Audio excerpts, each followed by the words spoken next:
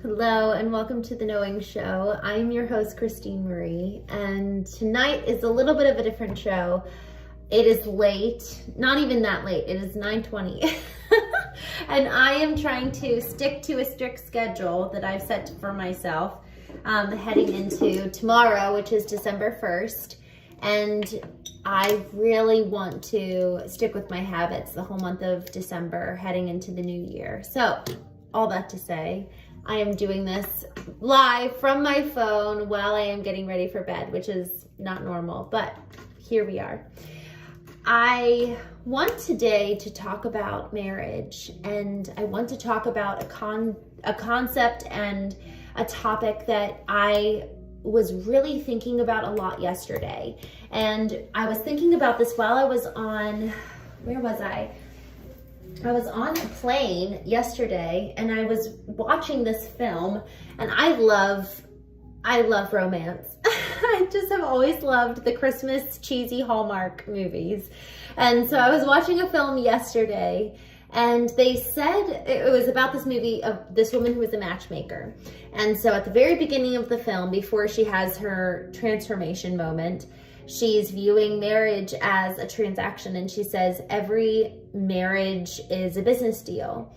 And so she's just kind of having these throwaway lines, but I really started to think about it and really kind of started to lean in to this topic of marriage and what is the purpose of it. And I actually have spent a lot of time thinking about this ever since my marriage ended 4 years ago. And, you know, my marriage, or I guess 3 years ago, my marriage ended, and it just really broke me open.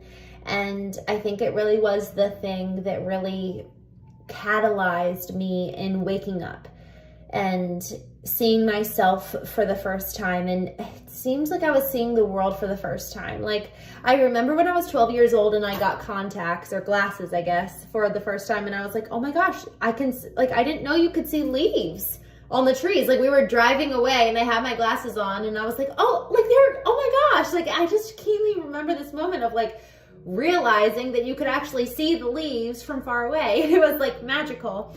And it felt like that, you know, when I woke up when I was 28 years old after my husband left, and I was so devastated. And yet for the first time I looked in the mirror and I saw myself as I truly was in that moment, which was existing as a non-person. You know, my mom even, she said tonight, we were all at dinner, and she said, you know, I feel like I'm learning to be a person.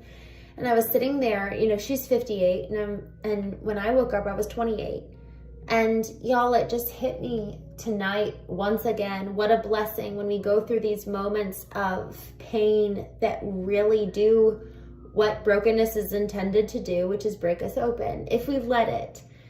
I mean, I was 21 when my brother-in-law was killed, and I was so devastated, but I never let brokenness do its job. I actually never let myself fully be broken open. I just really kept the pain close to my chest, and I never let myself really even feel it. I suppressed it, and I tried to keep it quiet, because I felt like, because it wasn't my husband who was killed, it was my sister's. You know, I loved my brother-in-law so much, and I was so devastated, but it wasn't my husband. And so I didn't have the same right that my sister had to grieve. And so because of that, I suppressed the pain and frankly kind of felt guilty. I'm going to take you over here to grab a washcloth. I hope you all don't mind. Thanks for joining me on my journey tonight as I get ready for bed. But in that process of not letting myself actually ever really truly grieve and like feel the pain, I never actually let myself break open. And so once I finally started letting myself break open after my husband left, man, it was like all of a sudden I, yes, felt the pain that was inside me over losing my husband and also losing my brother-in-law, but also I suddenly started seeing the world like bright and beautiful, and it was, oh my gosh, just like this magical, wonderful place to live.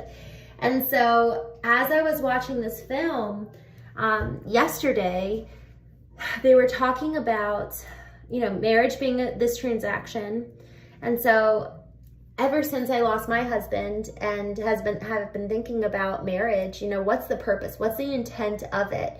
Because obviously our marriage didn't work out. And frankly, y'all, I got to admit, like a lot of my friends, and this is a tough earring to take out, a lot of the people that I know around me, friends, peers, colleagues, they don't necessarily have a marriage that I really want to emulate. You know, it doesn't really look all that great to begin with. And yet there's something about marriage that all of us are craving. And ever since my marriage ended, you know, I've really been thinking, what is it about marriage specifically? What that people want and that people crave? What is it about marriage that actually is the pure, real intent that frankly has just been really colored or convoluted, that we really don't actually, we're not pursuing it for what it was supposed to be in the first place. Like, why is it that marriage, we all want it, yet it continues to disappoint us, and yet we continue to enter into it? And so I've been thinking about this for the last few years, and I realized I think I need to create my own definition of marriage. And that makes sense because no one else is me. No one else has my unique story. No one else has my unique calling, and no one else is you. No one else has your unique story, your unique calling on your life. No one else was created for the reason that you were. So why would we enter into these constructs, whether it's marriage or even profession, assuming we can model someone else or a system or a pattern that was handed to us? Why shouldn't we assume that we need to create something new in pretty much every regard? The way that we parent, the way that we show up at our job, the way that we pursue our job, the way that we show up in our marriage. These boxes that are set before us, sure, maybe they're a good boundary, but they're not meant to be the model. And I've been thinking about that a lot because there's something about having a model that strips you and me of responsibility. We step into the model, or we step into the box that's laid before us, and we're like, oh, well, we'll just do what you tell us to. And if it doesn't work, we have someone to blame. And there's something about that that's kind of tempting. You know, it actually, in abdicating responsibility, we get to put our hands up and be like, well, it wasn't our fault. And having an excuse for something failing or not working out is really, really comfortable. There's actually almost like a willingness, and you guys tell me if this resonates with you, there's almost a willingness to incur pain or suffering when we know that it's not our fault than to take the risk of it being our fault and not knowing if it will be a success or it being a failure. You know, we'd rather exist in the certainty of misery than in the uncertainty of potential success, because at least we know that if it fails, we at least have someone to blame and fall back on. And we know what that's going to feel like. We know what to expect, rather than this concept of like, man, but if we win, we don't know what's going to happen. If we win, we don't know how people are going to react, and we don't even know what winning feels like. You know, there's a lot of ambiguity and a lot of uncertainty in success. And so there's kind of something I'm thinking back to, even in my own relationship, you know, when my husband and I were talking very much so towards the end, and I said, you know, I want an emotionally healthy marriage. And I didn't really know what that meant. Like, I wasn't not at all emotionally intelligent or healthy myself. I just was starting to learn about it, and I was really intrigued. I was like, I know that we're missing something. And when I said that, he was like, I knew that this was bound to happen. Do you want a divorce? And I was like, no, like, I want to fix this. I want to make it better. But there was something in his response where he was like, I knew that this was bound to happen. There was almost a predictive nature where he was like, well, of course this is going to end. Of course you're going to leave. And y'all, I think that we do that when we're vulnerable. I think we set this standard or this precedent of it's going to fail, it's not going to work out. And so that effectively keeps us safe from feeling the weight of loss than if we were to be surprised and caught off guard by it. So if we effectively can predict it, you know, we're able to protect ourselves. So the anticipated failure in and of itself is a guard, is an armor. It's almost a defense of sorts, you know? And so I just think that it's really worth us considering with our marriages, you know, what are the narratives that we're telling ourselves to keep us safe? What are the things about our relationships that are carried down or modeled for us that we've inherited that aren't necessarily what we would have wanted in the first place, but we've taken it and made it ours or made it a hallmark or staple of our life. And yet, man, if we were to choose, if we were to design it ourselves, we would have never chosen that to begin with. And so I'm just thinking about, you know, this woman in the film I was watching. She said business is transaction. And ultimately, it comes down to this question of, how do you want to live the rest of your life? How do you want your day-to-day to look? How do you want your mornings to look? How do you want your evenings to look, your weekends? And this concept of business being a transaction, you know, there's actually some truth to it that I kind of really like. Obviously, marriage is so much more than that. But if we were to think of it as a transaction, that you coming into my life and me coming into yours is the amalgamation, the parts coming together and creating a whole, you know, together we're going to create literally life. You know, so that when I look back at the end of my life and I question, am I proud of the life I've lived?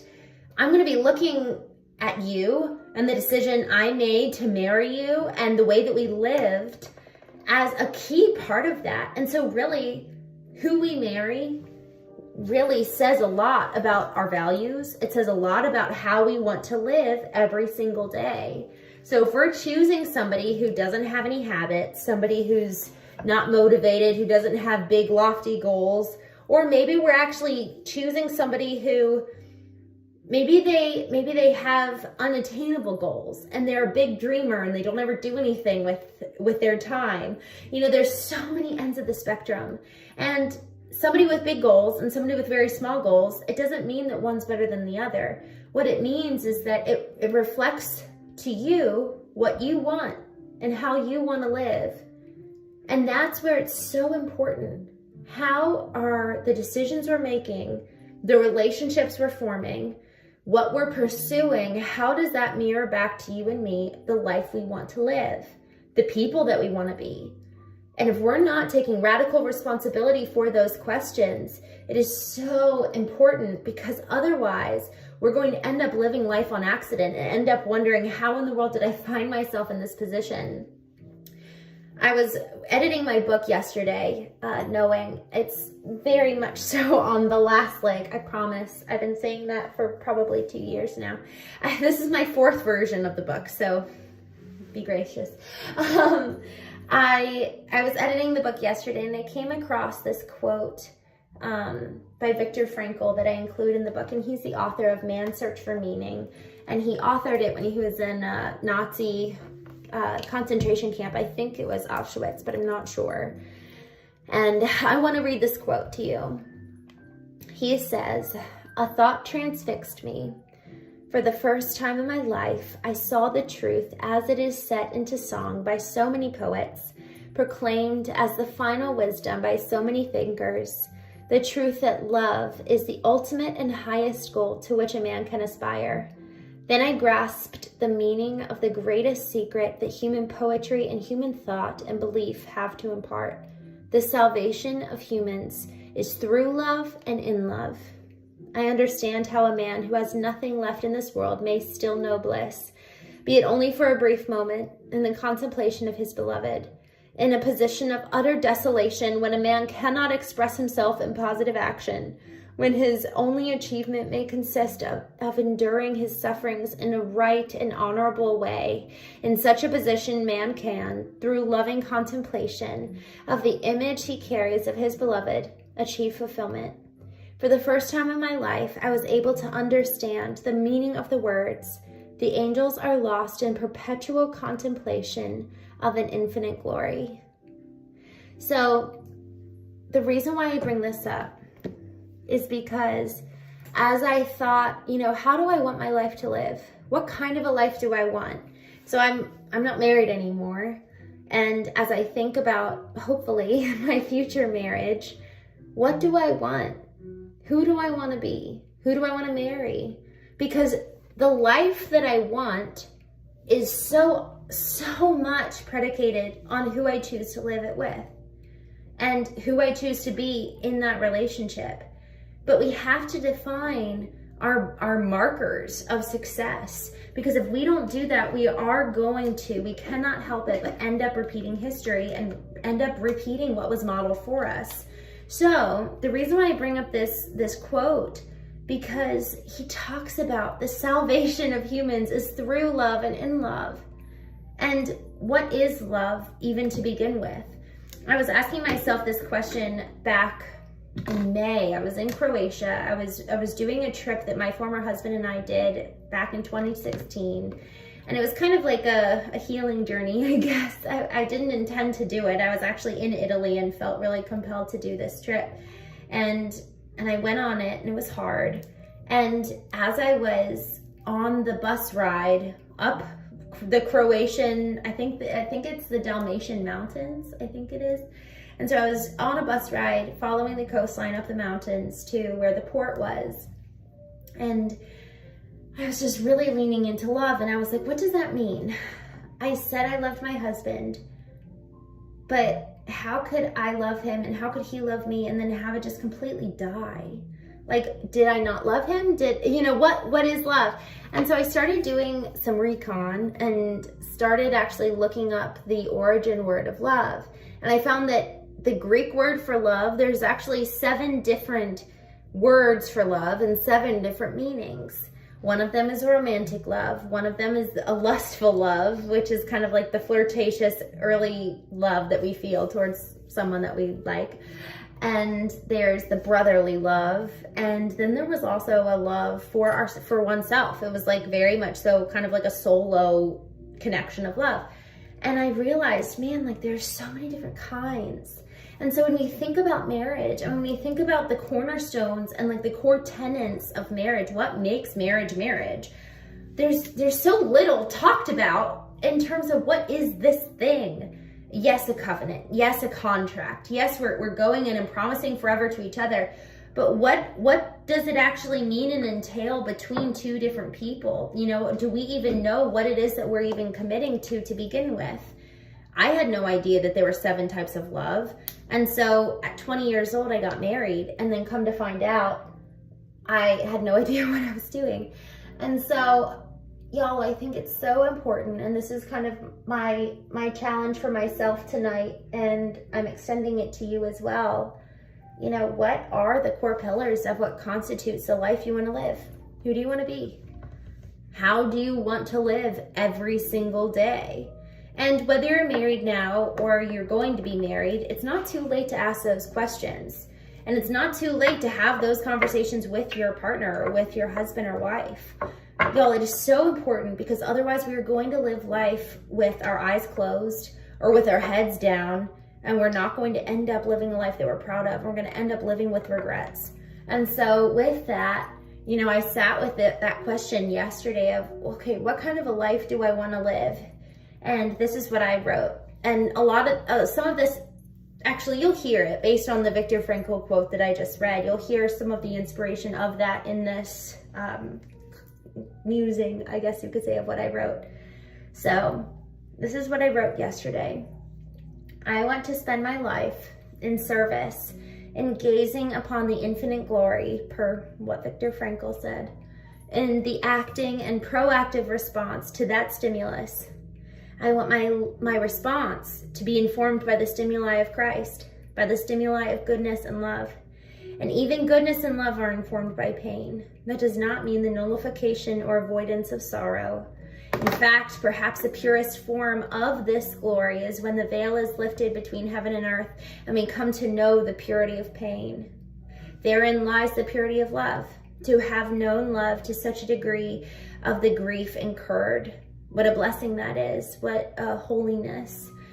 And for that reason, I want to spend my life propelled by love, gazing upon its beauty in all the faces of those around me, of nature surrounding me, all echoes of such glory. For creation mirrors its creator. Y'all, what I just shared in terms of how I want to live my life says a lot about the partner that I need to exist with. You know, recognizing that who I choose reflects my values, reflects the life I want to live, reflects the habits of my day-to-day. If I don't have clarity myself of my values, of the habits, you know, if I'm not actually living in accordance with the life that I want to live, there's no way that I think marriage will ever fix that. We have to become the people that are worthy of the partner and the life we want in the future. And Jordan Peterson says this so well. He talks about, you know, the man or the woman who is sitting and waiting for their partner. And he's like, well, become the person, you know, hold on, gotta dry my hands behind my coat. We have to become the partner worthy of them so that when they arrive, we're ready. Why do we ever think, and this is such a good question. This is a looking in the mirror type of question. Why would we ever think that we deserve someone of a higher caliber or quality than we are ourselves? In the little chick flick I was watching the other day, you know, in the woman being a matchmaker, she was talking with different men and women, and they were coming in with just these crazy high expectations. Frankly, people that were far outclassing them. Far outclassing in terms of, like, perhaps, what do you want to say? Somebody they want a chef, but they don't know how to cook themselves. It's like, if you want somebody who knows how to cook, learn to do it yourself. Meet your own needs. And then in doing so, you end up attracting those types of people. Y'all, so much, if not all. I know it's not all. It's probably 100. We have to assume 100% of radical responsibility for our own selves, for living the life that we want to live, for being the partner that we want to attract and exist with. Once we can, with confidence, look ourselves in the mirror and say, you are worthy of this person, and you have become and you are ongoingly becoming the person worthy of this life. The thing that's really beautiful in that, and I just had this thought, you know, once we become that, are we actually then desperate for it anymore? Because we're able to give ourselves that. That doesn't mean we don't still need community and still need relationships, but there's something about the becoming of that which we're pursuing that brings a semblance of contentment. You know, we're no longer sitting and waiting, desperate for somebody else to come and fulfill on our needs, but we're actually able to satiate ourselves and bring comfort and peace and exist in this state of having enough. You know, we're not actually coming from a place of lack anymore, because we ourselves are the very thing that we've been craving. And that is possible. And I've experienced it myself. I've witnessed it for other folks who have gone through the process of knowing and coming to really be confident in who they are. And not even confident in who they are, but they've really changed. So much of knowing, you know, the first half or part of it, I guess you could say, is returning and remembering and coming home to who you were created to be. And then the second half of that is actually adding to it. It's creating from that place of, like, to be honest, I don't love the word confidence, because I think that it's actually been kind of colored and used poorly. But it's coming from a place of enough. I am enough. I like and love and cherish who I am today, and I'm just going to keep on adding to that tomorrow and keep on building outward from there and adding to it in a sense of almost like abundance rather than lack and fear. And from that place of abundance, we actually have this very deeply satiated contentment towards life. And we're no longer desperately reaching and grasping for somebody to come in and fill the void or fill the gap. So with that, with this whole question of marriage and how you're living today prepare you or mirror back to you, let's say, the life that you say you want, the person you want to be with. And even your current marriage, what do you find yourself complaining about? And how can you actually take action and change that? because each one of us has far more power than we likely give ourselves credit for. And at the end of the day, the question, again, that I'm asking myself and the one that I'm asking you tonight is, what's the life that you want to live? And are you being faithful to live that? So with that, thank you so much for joining me. And